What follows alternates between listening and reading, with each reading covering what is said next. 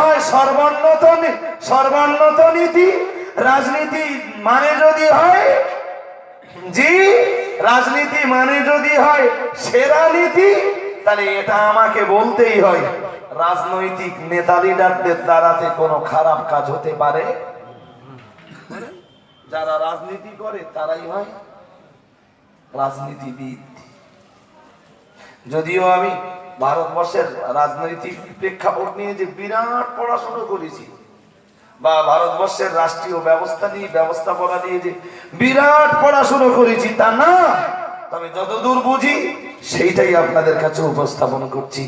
আসলে রাজনীতি খারাপ না, রাজনীতি খারাপ নয় বলেই তো বজলুর রহমান দরগাপুরি সাহেব রাজনীতি করেছিলেন। বলেছিলেন না, মানুষে ভোট না দিলে ফেরেশতারা দেবে। বাস্তবেই সেবারে বজলুর রহমান দরগাপুরি সাহেব বিপুল পরিমাণ ভোটে জয়লাভ করলেন। সুবহানাল্লাহ, একটু মন খুলে সুবহানাল্লাহ, আল্লাহু আকবার। বসিরহাট হুজুরের মতো রাজনীতি যদি নোংরা হবে, বসিরহাট হুজুর কেবলার মতো একজন মহাপুরুষ, তিনি কেন রাজনীতির আঙিনায় নামলেন?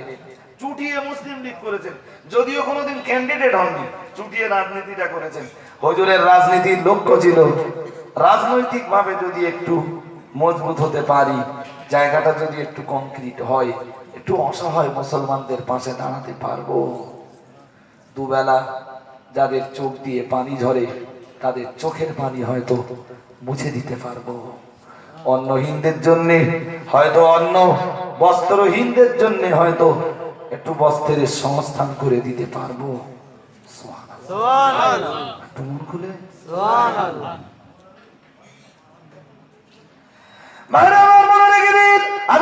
প্রসঙ্গ নিয়ে বেশ কিছুটা এগিয়ে এসেছি।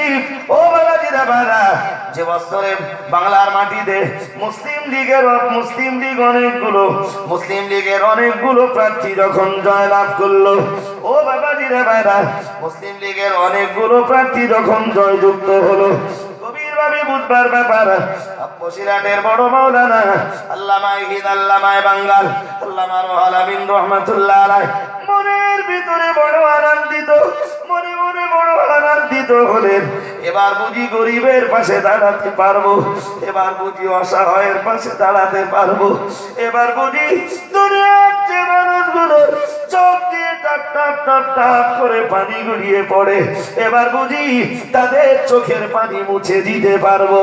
ও বাবাজিরা বাবা, হুজুর বসিরহাটের বড় মাওলানা আল্লামা রুহুল আমিন রাহমাতুল্লাহ আলাইহি মনের ভিতরে বিরাট আনন্দ। আসমানের নিচে জমিনের উপরে সে আনন্দ রাখবার মতো যেন কোনো জায়গা ছিল না। ও বাবাজিরা বাবা, আর বিরাট ভাবে মুসলিম লীগের এই জয়ের পরে কলকাতার মাটিতে যখন এই জয়ের কারণে বিজয় মিছিল হলো, সেই বিজয় মিছিলে যখন আতশবাজি ফাটানো হলো, সেই বিজয় মিছিলে যখন রং খেলা করা হলো, সেই বিজয় মিছিলে যখন গান বাজনা হলো, সেই বিজয়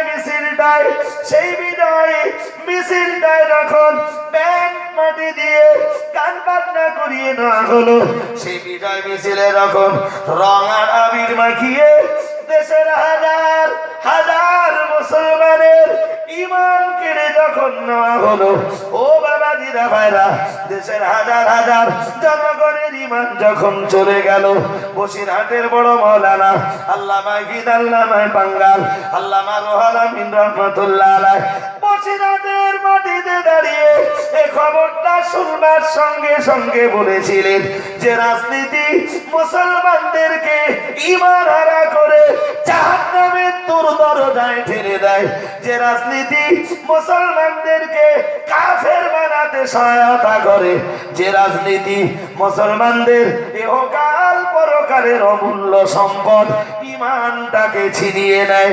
বসিরহাটের বড় মাওলানা আল্লামা ইহিদ আল্লামা বাঙ্গাল রুহুল আমিন সাহেব কশিন কালেও ওই রকম রাজনীতির সাথে জড়াতে পারে না। একটু মহব্বত করে বলেন আমি রুহুল আমিন আর এই রাজনীতিতে থাকবো না, আজ থেকে আমি রুহুল আমিন মুসলিম লীগকে বয়কট করে দিলাম। আল্লাহ তাআলা পৃথিবীতে যতদিন বাঁচিয়ে রাখবেন। আমি রোহান আমিন আর কোনদিন মুসলিম লীগ করব না। একটু মহব্বত করে বলেন। মুসলমানের বাচ্চা যারা হবে, মুসলমানের বাচ্চা যারা হবে, অন্তত তারা রাজনীতির আঙিনায় নেবে, অন্তত একবার হলেও ভাববে যে আমি যে রাজনীতি করতে নেমেছি এ রাজনীতিতে আমার ঈমান যাবে কিনা, আমার জাতির বলেন আমার জাতির ঈমান যাবে কিনা। সে বিচার কে করবে ভাই? হ্যাঁ, ভোটে জেতা মানে রং খেলা, কিছু বলেন না? হবে না? হবে না? হয় না? গান বাজনা, ব্যান্ড পার্টি, আতশবাজি, আবির আসে না? না আসে? বৈশাখ হুজুরের কিতাব খুলে দেখেন, ওই রকম বিজয় মিছিলে যারা অংশ নেয় তারা কি হয়? ঈমান হারিয়ে ফেলে, তারা ঈমান হারা হয়ে যায়, কুফরির দরজাতে পৌঁছে যায়, তাদেরকে কালেমায়ে রাদ্দে কুফর পড়াতে হয়। জি, আমার বক্তব্য এই জায়গাটাতে ছিল না, আমার বক্তব্যের প্রসঙ্গ ছিল একটু ভিন্ন, যেটা বোঝাতে চাচ্ছিলাম যে রাজনৈতিক নেতারা এত হিংস্র হয় কেন?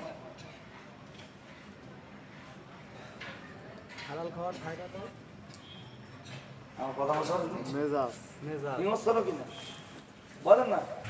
আমি নাম বললি তো সমস্যা, নাম না বলে বলছি।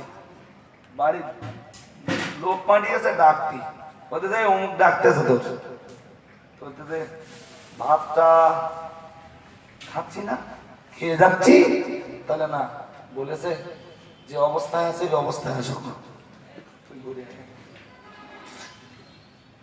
ওই গেছে আর ওই পর্যন্ত শেষ।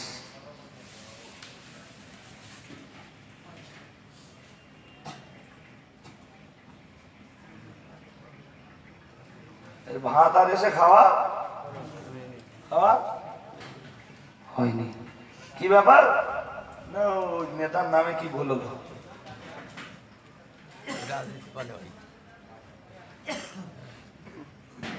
চলেন আজও দেখাবো জি, নেতার নামে কিছু বলেছে, এরকম পাইপ কাটা আছে,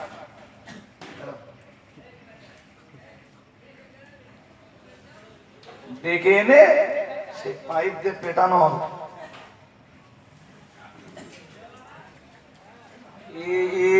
হিংস্রতা গুলো, এই অমানবিকতা গুলো জায়গা পায় কোত্থেকে ভাই? সোনার নবী রাহমাতুল লিল আলামিন আকায়ে নামদার মুহাম্মদুর রাসূলুল্লাহ সাল্লাল্লাহু আলাইহি ওয়াসাল্লাম পৃথিবীতে যখন নেতৃত্ব দিয়েছেন, আল্লাহর হাবিব নেতৃত্ব দিয়ে মানুষের চোখের পানি মুছে দিয়েছে। সুবহানাল্লাহ, মন খুলে বলেন সুবহানাল্লাহ। আজকের নেতৃত্বে ভালো মানুষের চোখের পানি উল্টো ঝরছে, বলেন এ কি কম দুঃখের, কম কষ্টের আর কম আফসোসের?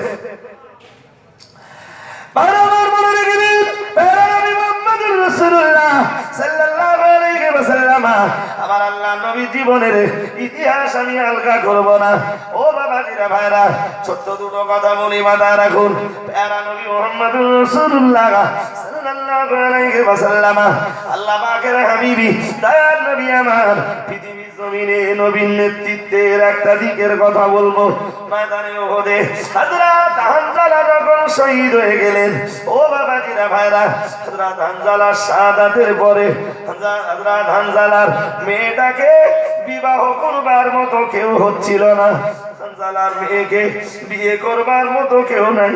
ও মুসলমান বাবাজিরা মাথায় রাখো, মদিনার যত ছেলেরা আসছিল হামজালা শহীদ হয়েছে এই খবরটা শুনবার পরে হামজালার মেয়েকে কেউ বিয়ে করতে চাইছিল না। কারণ হলো এটাই, পৃথিবীতে শ্বশুর মিলবে না, আর যে পরিবারে শ্বশুর না বেঁচে থাকে সে পরিবারে জামাই যত্ন পায় না। ও বাবাজিরা বাইরে মাথায় রাখুন, হযরত হামজালার মেয়েটাকে এই চিন্তা চিন্তায় কেউ বিয়ে করতে চাইছিল না। সোনার নবী মুহাম্মদুর রাসূলুল্লাহ সাল্লাল্লাহু আলাইহি ওয়াসাল্লাম আল্লাহ পাকের নবীর কানে যখন এই আওয়াজটা পৌঁছে গেল, দয়ার নবীর চোখ দিয়ে টপ টপ করে পানি গড়িয়ে পড়তে লাগলো। দয়ার নবীর কানে আওয়াজ পৌঁছে গেল, হানজালা শহীদ হয়ে গেলেন। হানজালার মেয়েটাকে আর কেউ বিয়ে করতে চায় না।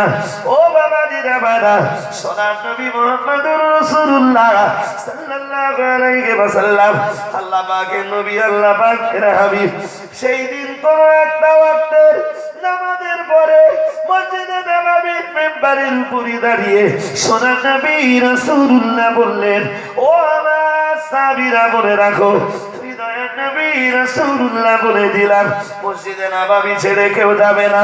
সবাই মসজিদে নববীতে বসে পড়ো। সাহাবারা মসজিদে নববীতে বসে পড়লেন। সোনার নবী, দয়ার নবী, রাহমাতুল লিল আলামিন, নবীদের সরদার, নবীদের লিডার মুহাম্মদুর রাসূলুল্লাহ সাল্লাল্লাহু আলাইহি ওয়াসাল্লাম নবী আমার, ও বাবাজিরা বাবা, মসজিদে নববীতে দাঁড়িয়ে বললেন, ও আমার সাহাবীরা, আমার হানজালা ময়দানে উহুদে শহীদ হয়ে গেল। আমার হানজালার রক্ত ঝরে পড়লো আল্লাহর জমিনে। আল্লাহ তাআলা আমার হানজালার রক্ত, আমার হানজালার জীবনটা তার দিনের জন্য কবুল করে নিলেন। ও আমার সাহাবীরা, শুধু তাই নয়, আমি দয়ার নবী রাসূলুল্লাহ বলে দিলাম, আমার হানজালার ইন্তেকালের পরে আল্লাহ তাআলা, আল্লাহ পাকের রহমতের। এতক্ষণ আপনারা জনাব মোহতারাম মাওলানা রজব আলী সাহেবের মুখ থেকে হাদিস ও কোরআনের তত্ত্ব দিয়ে ব্যাখ্যামূলক বক্তব্য শ্রবণ করেছেন। যাই হোক, দীর্ঘক্ষণ বক্তব্য আমরা শুনেছি। আপনাদের যদি পেশাব পায়খানার প্রয়োজন হয়, আপনারা প্রয়োজন মিটিয়ে আবার পাক মাহফিলে এসে বসে পড়বেন। আমাদের এই জলসার আখেরি বক্তা, আমাদের সকলের প্রিয় ভাজন, সকলেরই পরিচিত